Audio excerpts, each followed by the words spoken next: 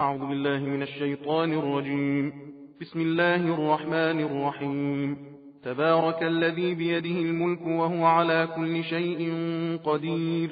الذي خلق الموت والحياة ليبلوكم أيكم أحسن عملا، وهو العزيز الغفور. الذي خلق 7 سماوات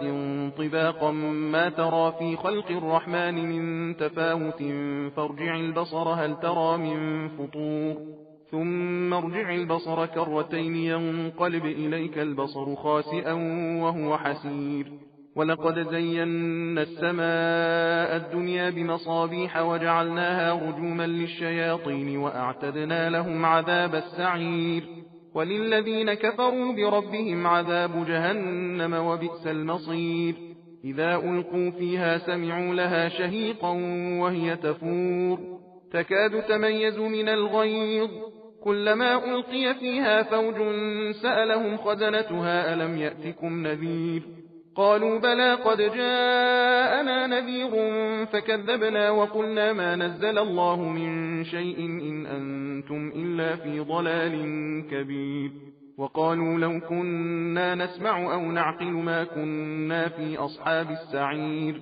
فاعترفوا بذنبهم فسحقا لأصحاب السعير. إن الذين يخشون ربهم بالغيب لهم مغفرة وأجر كبير. وأسروا قولكم أو اجهروا به إنه عليم بذات الصدور. ألا يعلم من خلق وهو اللطيف الخبير. هو الذي جعل لكم الأرض ذلولا فامشوا في مناكبها وكلوا من رزقه وإليه النشور. أأمنتم من في السماء أن يخسف بكم الأرض فإذا هي تمور، أم أمنتم من في السماء أن يرسل عليكم حاصبا فستعلمون كيف نذير. ولقد كذب الذين من قبلهم فكيف كان نكير. أولم يروا إلى الطير فوقهم صافات ويقبضن ما يمسكهن إلا الرحمن إنه بكل شيء بصير. أمن هذا الذي هو جند لكم ينصركم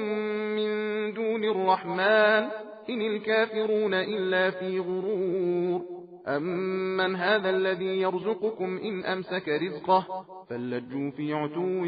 ونفور. أفمن يمشي مكبا على وجهه أهدى أمن يمشي سويا على صراط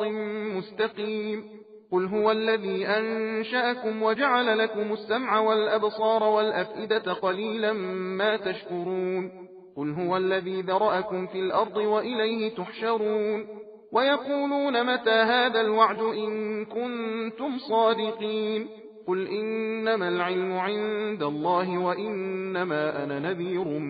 مبين. فلما رأوه زلفة سيئت وجوه الذين كفروا وقيل هذا الذي كنتم به تدعون. قل أرأيتم إن أهلكني الله ومن معي أو رحمنا فمن يجير الكافرين من عذاب أليم. قل هو الرحمن آمنا به وعليه توكلنا فستعلمون من هو في ضلال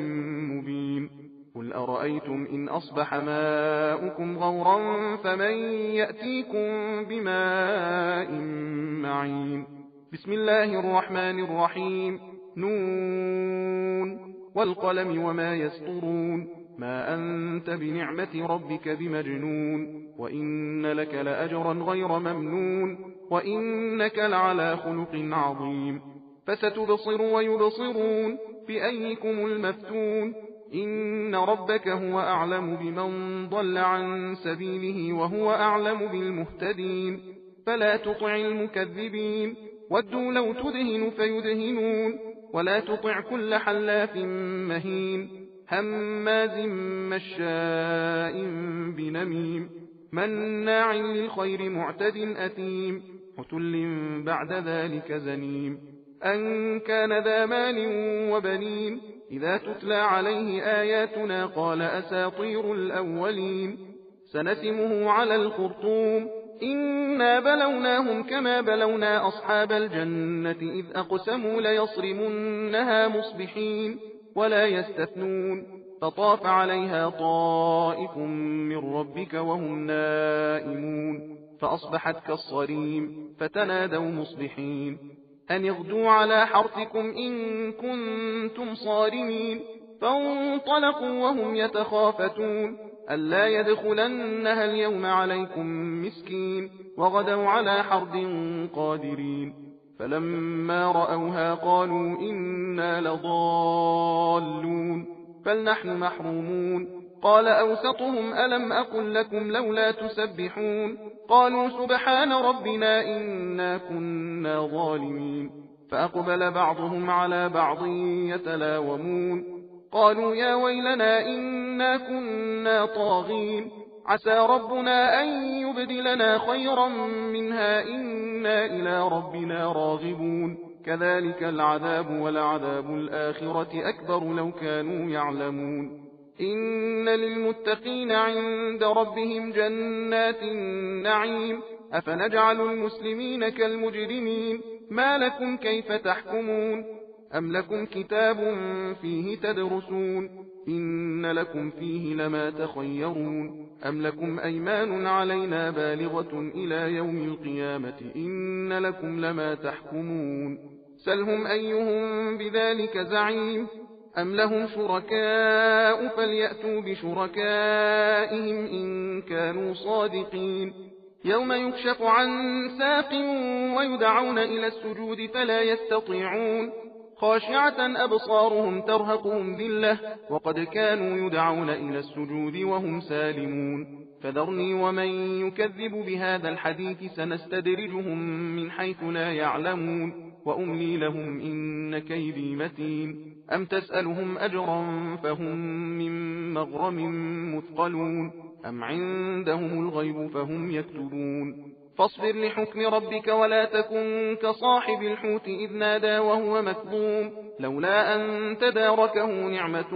من ربه لنبذ بالعراء وهو مذموم فاجتباه ربه فجعله من الصالحين وإن يكاد الذين كفروا ليزلقونك بأبصارهم لما سمعوا الذكر ويقولون إنه لمجنون وما هو إلا ذكر للعالمين بسم الله الرحمن الرحيم الحاقة ما الحاقة وما أدراك ما الحاقة كذبت ثمود وعاد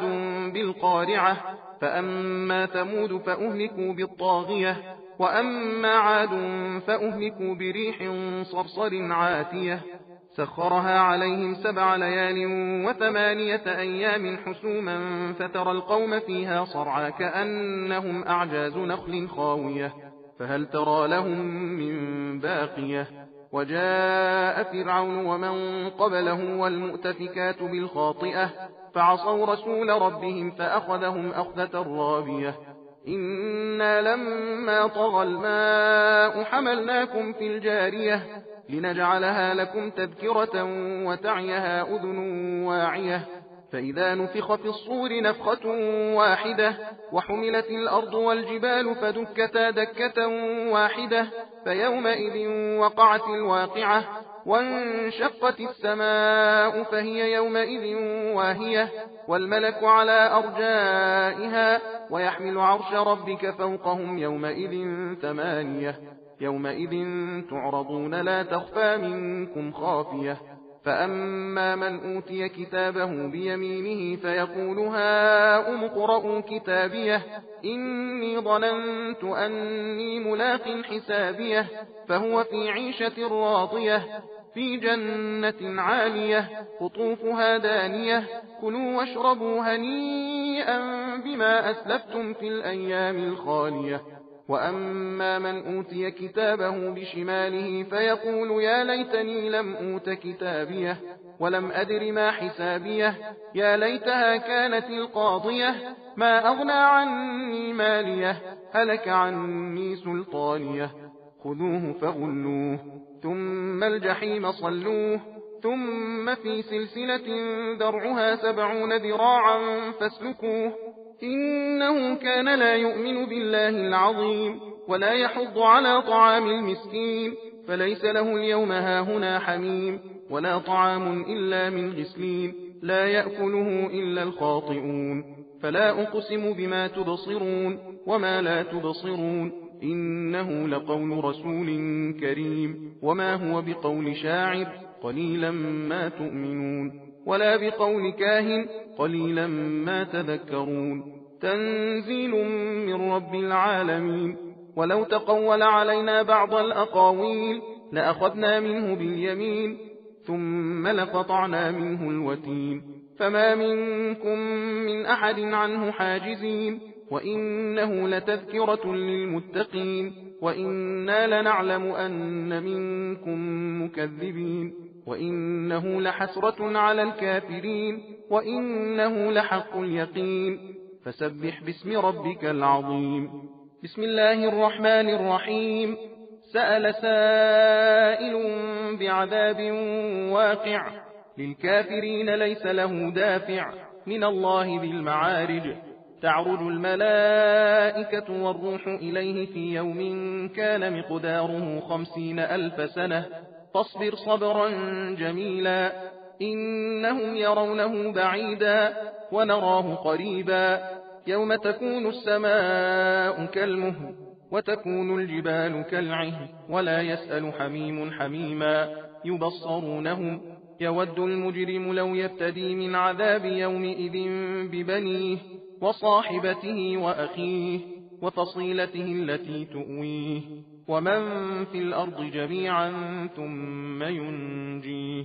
كلا إنها لظى نزاعة للشوى تدعو من أدبر وتولى وجمع فأوعى إن الإنسان خلق هلوعا إذا مسه الشر جزوعا وإذا مسه الخير منوعا إلا المصلين الذين هم على صلاتهم دائمون والذين في أموالهم حق معلوم للسائل والمحروم والذين يصدقون بيوم الدين والذين هم من عذاب ربهم مشفقون إن عذاب ربهم غير مأمون والذين هم لفروجهم حافظون إلا على أزواجهم أو ما ملكت أيمانهم فإنهم غير ملومين فمن ابتغى وراء ذلك فأولئك هم العادون والذين هم لأماناتهم وعهدهم راعون والذين هم بشهاداتهم قائمون والذين هم على صلاتهم يحافظون أولئك في جنات مكرمون فما للذين كفروا قبلك مهطعين عن اليمين وعن الشمال عزين أيطمع كل امرئ منهم أن يدخل جنة نعيم كلا إنا خلقناهم مما يعلمون فلا أقسم برب المشارق والمغارب إنا لقادرون على أن نبدل خيرا منهم وما نحن بمسبوقين فذرهم يخوضوا ويلعبوا حتى يلاقوا يومهم الذي يوعدون يوم يخرجون من الأجداث سراعا كأنهم إلى نصب يوفضون خاشعة أبصارهم ترهقهم ذلة ذلك اليوم الذي كانوا يوعدون بسم الله الرحمن الرحيم إنا أرسلنا نوحا إلى قومه أن أنذر قومك من قبل أن يأتيهم عذاب أليم قال يا قوم إني لكم نذير مبين أن اعبدوا الله واتقوه وأطيعون يغفر لكم من ذنوبكم ويؤخركم إلى أجل مسمى إن أجل الله إذا جاء لا يؤخر لو كنتم تعلمون قال رب إني دعوت قومي ليلا ونهارا فلم يزدهم دعائي إلا فرارا وإني كلما دعوتهم لتغفر لهم جعلوا أصابعهم في آذانهم واستغشوا ثيابهم وأصروا واستكبروا استكبارا ثم إني دعوتهم جهارا ثم إني أعلنت لهم وأسررت لهم إسرارا فقلت استغفروا ربكم إنه كان غفارا يرسل السماء عليكم مدرارا ويمددكم بأموال وبنين ويجعل لكم جنات ويجعل لكم أنهارا ما لكم لا ترجون لله وقارا وقد خلقكم أطوارا ألم تروا كيف خلق الله 7 سماوات طباقا وجعل القمر فيهن نورا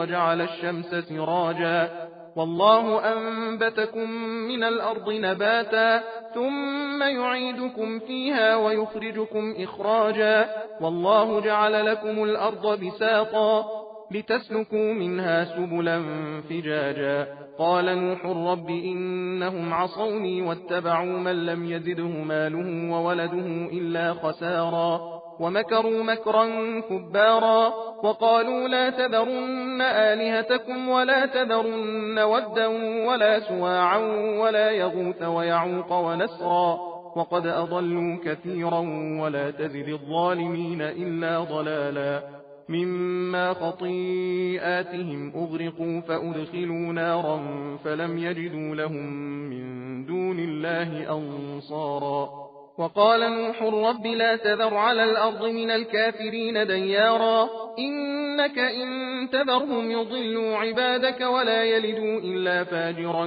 كفارا رب اغفر لي ولوالدي ولمن دخل بيتي مؤمنا وللمؤمنين والمؤمنات ولا تزد الظالمين إلا تبارا بسم الله الرحمن الرحيم قل أوحي إلي أنه استمع نفر من الجن فقالوا إنا سمعنا قرآنا عجبا يهدي إلى الرشد فآمنا به ولن نشرك بربنا أحدا وأنه تعالى جد ربنا ما اتخذ صاحبة ولا ولدا وأنه كان يقول سفيهنا على الله شططا وأنا ظننا أن لن تقول الإنس والجن على الله كذبا وأنه كان رجال من الإنس يعوذون برجال من الجن فزادوهم رهقا وأنهم ظنوا كما ظننتم أن لن يبعث الله أحدا وأنا لمسنا السماء فوجدناها ملئت حرسا شديدا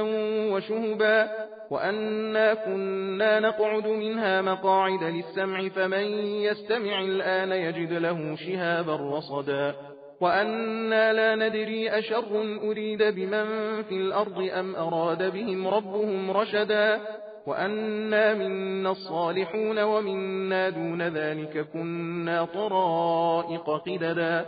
وأنا ظننا أن لن نعجز الله في الأرض ولن نعجزه هربا وأنا لما سمعنا الهدى آمنا به فمن يؤمن بربه فلا يخاف بخسا ولا رهقا وأنا منا المسلمون ومنا القاسطون فمن أسلم فأولئك تحروا رشدا وأما القاسطون فكانوا لجهنم حطبا وأن لو استقاموا على الطريقة لأسقيناهم ماء غدقا لنفتنهم فيه ومن يعرض عن ذكر ربه يسلكه عذابا صعدا وأن المساجد لله فلا تدعوا مع الله أحدا وأنه لما قام عبد الله يدعوه كادوا يكونون عليه لبدا قل إنما أدعو ربي ولا أشرك به أحدا قل إني لا أملك لكم ضرا ولا رشدا قل إني لن يجيرني من الله أحد ولن أجد من دونه ملتحدا إلا بلاغا من الله ورسالاته ومن يعص الله ورسوله فإن له نار جهنم خالدين فيها أبدا حتى إذا رأوا ما يوعدون فسيعلمون من أضعف ناصرا وأقل عددا قل إن أدري أقريب ما توعدون أم يجعل له ربي أمدا عالم الغيب فلا يظهر على غيبه أحدا إلا من ارتضى من رسول فإنه يسلك من بين يديه ومن خلفه رصدا ليعلم أن قد أبلغوا رسالات ربهم وأحاط بما لديهم وأحصى كل شيء عددا بسم الله الرحمن الرحيم. يا أيها المزمل قم الليل إلا قليلا نصفه أو انقص منه قليلا أو زد عليه ورتل القرآن ترتيلا إنا سنلقي عليك قولا ثقيلا إن ناشئة الليل هي أشد وطئا وأقوم قيلا إن لك في النهار سبحا طويلا واذكر اسم ربك وتبتل إليه تبتيلا رب المشرق والمغرب لا إله إلا هو فاتخذه وكيلا واصبر على ما يقولون واهجرهم هجرا جميلا وذرني والمكذبين أولي النعمة ومهلهم قليلا إن لدينا أنكالا وجحيما وطعاما ذا غصة وعذابا أليما يوم ترجف الأرض والجبال وكانت الجبال كثيبا مهيلا إنا أرسلنا إليكم رسولا شاهدا عليكم كما أرسلنا إلى فرعون رسولا فعصى فرعون الرسول فأخذناه أخذا وبيلا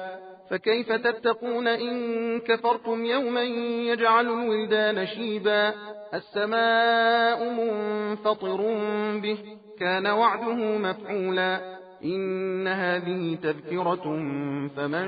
شاء اتخذ إلى ربه سبيلا إن ربك يعلم أنك تقوم أدنى من ثلثي الليل ونصفه وثلثه وطائفة من الذين معك والله يقدر الليل والنهار علم أن لن تحصوه فتاب عليكم فاقرؤوا ما تيسر من القرآن علم أن سيكون منكم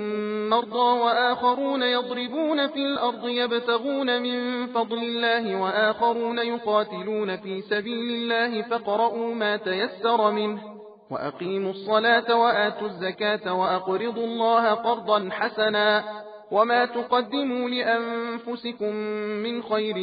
تجدوه عند الله هو خيرا وأعظم أجرا واستغفروا الله إن الله غفور رحيم بسم الله الرحمن الرحيم يا أيها المدثر قم فأنذر وربك فكبر وثيابك فطهر والرجز فاهجر ولا تمنن تستكثر ولربك فاصبر فإذا نقر في الناقور فذلك يومئذ يوم عسير على الكافرين غير يسير ذرني ومن خلقت وحيدا وجعلت له مالا ممدودا وبنين شهودا ومهدت له تمهيدا ثم يطمع أن أزيد كلا إنه كان لآياتنا عنيدا سأرهقه صعودا إنه فكر وقدر فقتل كيف قدر ثم قتل كيف قدر ثم نظر ثم عبس وبسر ثم أدبر واستكبر فقال إن هذا إلا سحر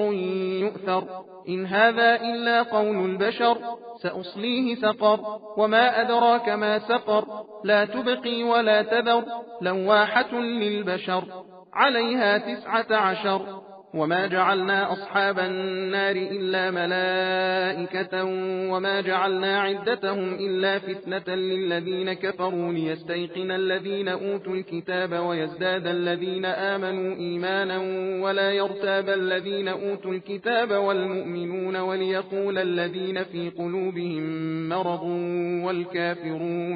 وليقول الذين في قلوبهم مرض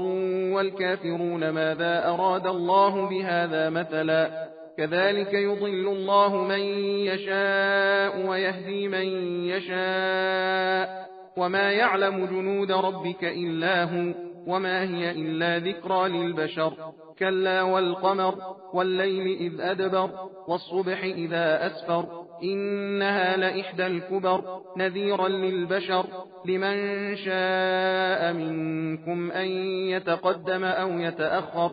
كل نفس بما كسبت رهينة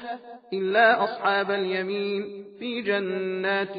يتساءلون عن المجرمين ما سلككم في سقر قالوا لم نك من المصلين ولم نك نطعم المسكين وكنا نخوض مع الخائضين وكنا نكذب بيوم الدين حتى أتانا اليقين فما تنفعهم شفاعة الشافعين فما لهم عن التذكرة معرضين كأنهم حمر مستنفرة فرت من قسورة بل يريد كل امرئ منهم أن يؤتى صحفا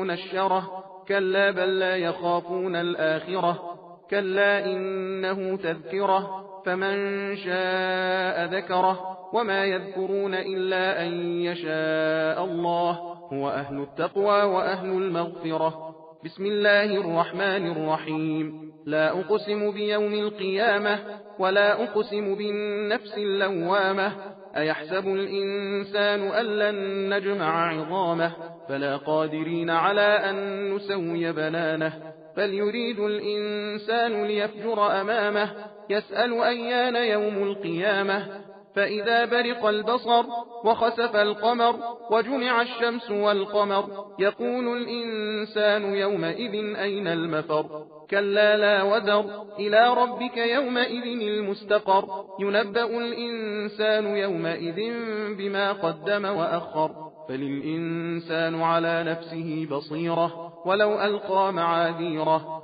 لا تحرك به لسانك لتعجل به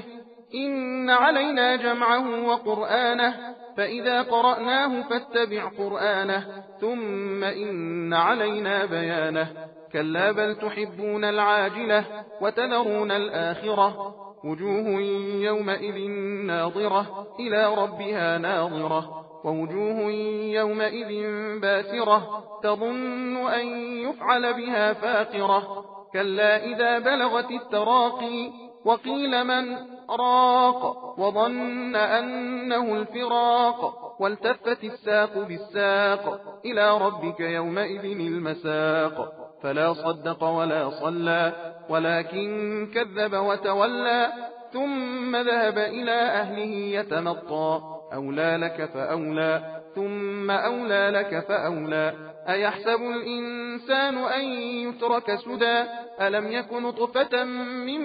مني يمنى ثم كان علقة فخلق فسوى فجعل منه الزوجين الذكر والأنثى أليس ذلك بقادر على أن يحيي الموتى بسم الله الرحمن الرحيم هل أتى على الإنسان حين من الدهر لم يكن شيئا مذكورا إنا خلقنا الإنسان من نطفة أمشاج نبتليه فجعلناه سميعا بصيرا إنا هديناه السبيل إما شاكرا وإما كفورا إنا أعتدنا للكافرين سلاسل وأغلالا وسعيرا إن الأبرار يشربون من كأس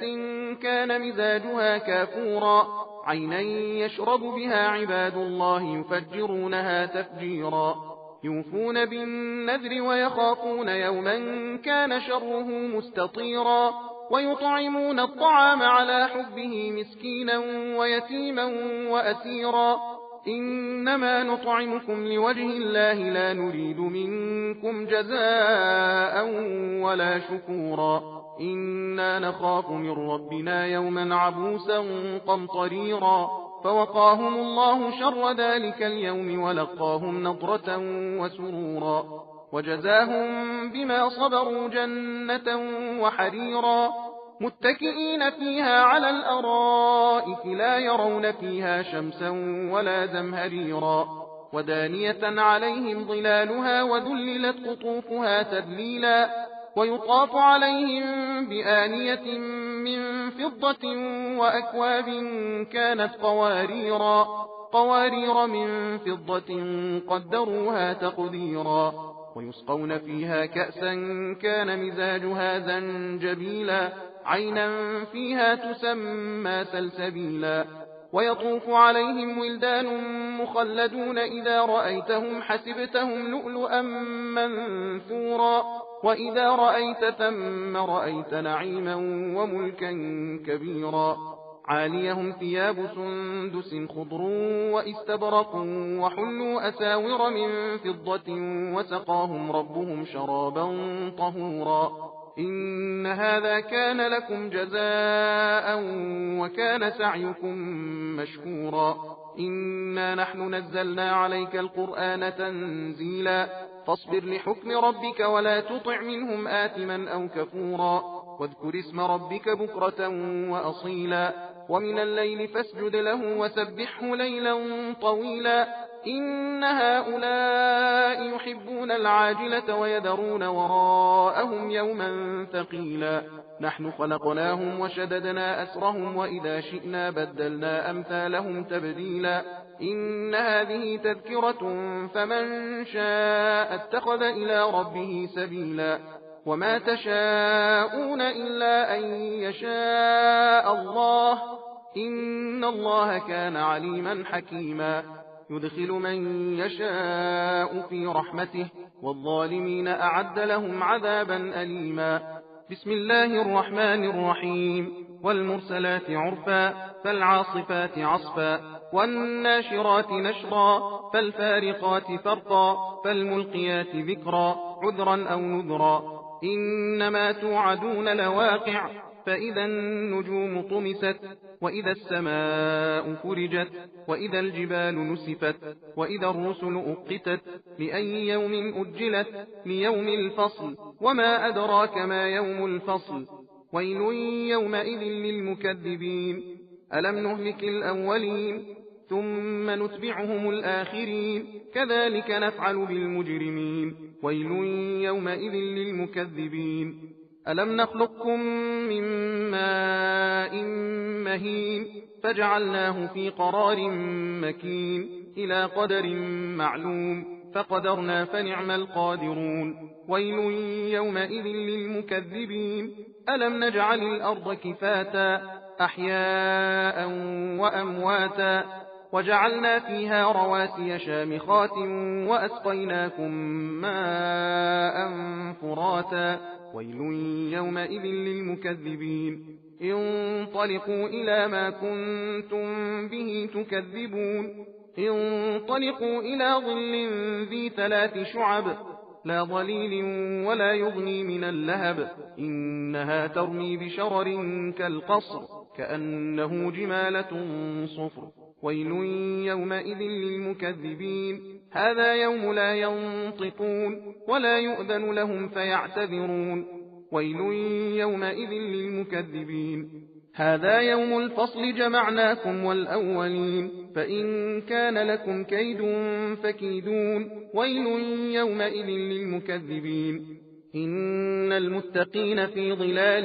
وعيون وفواكه مما يشتهون كلوا واشربوا هنيئا